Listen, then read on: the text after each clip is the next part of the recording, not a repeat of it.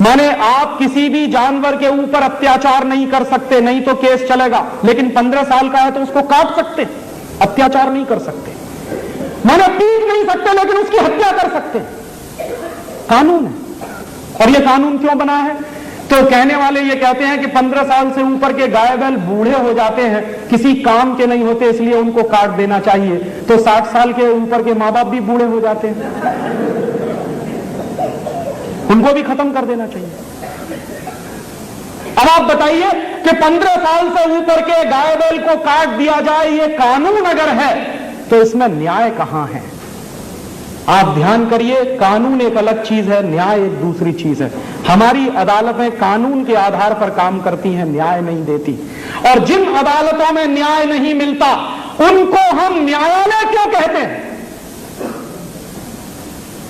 उनको हम कायदालय तो कह सकते हैं, कानूनालय तो कह सकते हैं, लेकिन उनको न्यायालय क्यों कहें हम? क्योंकि वहां न्याय मिलता ही नहीं, वहां तो अन्याय होता है कानून के आधार पर। और जिन अदालतों में एक स्त्री तराजू लिए हुए आंखों पे काली पट्टी बांधकर अगर खड़ी हुई हो, तो वहां आप न्याय की उम्मीद कैसे कर सकते हैं? क्योंकि धृतराष्ट्र की आंखों पर पट्टी बंधी हुई थी, इसलिए धृतराष्ट्र कभी न्याय नहीं कर पाया। कैसे संभव है वहां न्याय मिलेगा? इसलिए हिंदुस्तान में न्याय की व्यवस्था आपको लानी पड़ेगी। ये तो अन्याय की व्यवस्था है जो चल रही है। अंग्रेजों ने चलाई थी ये अदालत, तो अंग्रेजों के बाद खत्म कर देनी चाहिए थी, हमको अपनी अदालतें चलानी चाहिए थी। और सोचना चाहिए था कि अंग्रेजों से पहले 20,000 साल का, 25,000 साल का ये देश है, तब कैसे फैसले होते थे।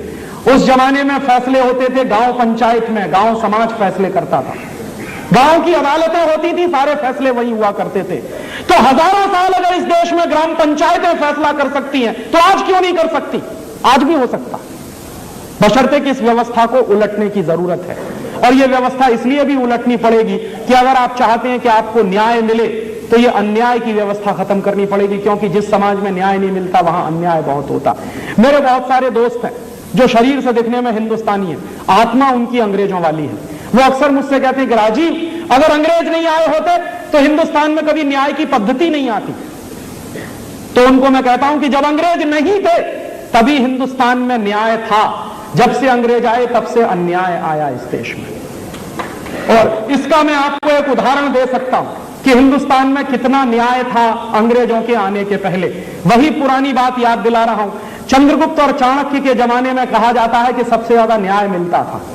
न्याय मिलता था तो न्याय की कोई व्यवस्था होगी तभी न्याय मिलता था। उस जमाने में सीआरपीसी नहीं था, सीपीसी नहीं था, आईपीसी नहीं था, लेकिन न्याय मिलता था लोगों को। कैसे? एक बार चंद्रगुप्त के राज्य में 2 महिलाओं में झगड़ा हो गया। किस बात का झगड़ा था? एक छोटा सा बच्चा था, 2 माताएं थी। एक माता कहती थी ये मेरा बेटा है, दूसरी माता कहती थी ये मेरा बेटा। तो जब दोनों माताओं में झगड़ा इस कदर बढ़ गया कि दोनों आपस में फैसला नहीं कर पाई कि बेटा किसका है, बच्चा किसका है, तो दोनों चंद्रगुप्त की अदालत में गई। चंद्रगुप्त ने क्या किया? अपनी पूरी अदालत बिठाई और उस जमाने की जो अदालत होती थी उसमें उन दोनों माताओं को पेश किया। चंद्रगुप्त खुद सिंहासन पर बैठा और उसने एक माता से कहा कि आप सिद्ध करो कि यह बच्चा आपका है। तो हिंदुस्तानी न्याय की जो पद्धति थी उसमें वकील नहीं होता था, क्योंकि उसकी जरूरत नहीं थी। जरूरत इसलिए नहीं थी, आप मुझे बताइए सीधी सी बात, कि अगर आपके ऊपर कोई अत्याचार हुआ है या मेरे ऊपर कोई अन्याय हुआ है, तो आप अपनी बात को ज्यादा अच्छे से कहेंगे या आपका वकील ज्यादा अच्छे से कहेगा? ये जो अंग्रेजियत की न्याय व्यवस्था है, इसमें क्या होता है कि पहले आप अपनी बात वकील को समझाइए, वकील फिर अदालत में समझाएगा। आप सीधे क्यों नहीं समझा सकते? तो हिंदुस्तानी न्याय पद्धति में वकील नहीं होता था। यह वकील की व्यवस्था तो अंग्रेजों की डाली हुई है, और अंग्रेजों की इस व्यवस्था को गांधी जी कहते थे ये दलाली का काम है। इसलिए गांधी जी ने अपनी वकालत की डिग्री जला दी थी और बैरिस्ट्री की नौकरी छोड़ दी थी उन्होंने। वो मानते थे कि ये दलाली का काम है, इसमें न्याय नहीं मिलता कभी।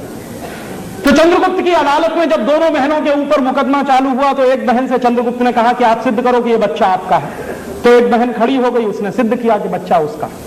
तब चंद्रगुप्त ने एक दूसरी बहन से कहा कि अब आप सिद्ध कर दो कि ये बच्चा आपका है। तो दूसरी बहन भी खड़ी हो गई, उसने भी सिद्ध किया कि बच्चा उसका है। चंद्रगुप्त धर्म संकट में पड़ गया कि असलियत में मां कौन है पता कैसे लगाएगा। तो फिर उसने कहा कि जाओ तलवार ले आओ और इस बच्चे को आधा आधा काटो।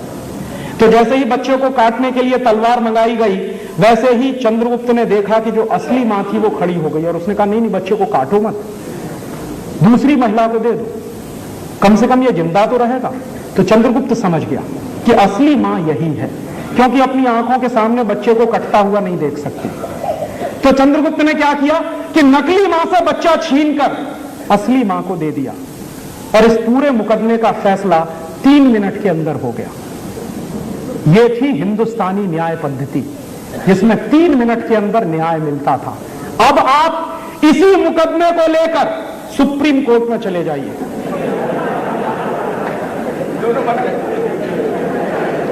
और मैं आपसे कह सकता हूं कि कम से कम 20 साल लग जाएंगे और तय नहीं हो पाएगा कि कौन असली मां है और कौन नकली मां है। और हो सकता है दोनों माताएं मर जाएं, लेकिन मुकदमा चलता ही रहेगा, चलता ही रहेगा, चलता ही रहेगा।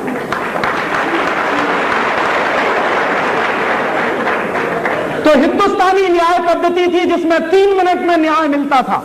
यह अंग्रेजियत की न्याय पद्धति है जिसमें वर्षों वर्षों मुकदमे चलते रहते हैं। और यही कारण है कि आज हिंदुस्तान की अदालतों में 4 करोड़ से ज्यादा मुकदमे लटके हुए हैं। 4 करोड़, आप जरा कल्पना करिए तो अंदर से रोंगटे खड़े हो जाते हैं। माने 4 करोड़ परिवार हिंदुस्तान में न्याय की आस में बैठे हुए हैं, पता नहीं कब न्याय मिलेगा उनको। हिंदुस्तान में मुश्किल से 15-16 करोड़ परिवार हैं, और उन 15-16 करोड़ परिवारों में 4 करोड़ परिवार अगर न्याय की आस में बैठे हुए हैं, तो ये कौन सी न्याय पद्धति है? माने 1/4 परिवार न्याय की तलाश में है, पता नहीं कब न्याय मिलेगा। इसलिए आपको ये बदलनी पड़ेगी पद्धति, और एक हिंदुस्तानी पद्धति आपको लानी ही पड़ेगी इस देश में।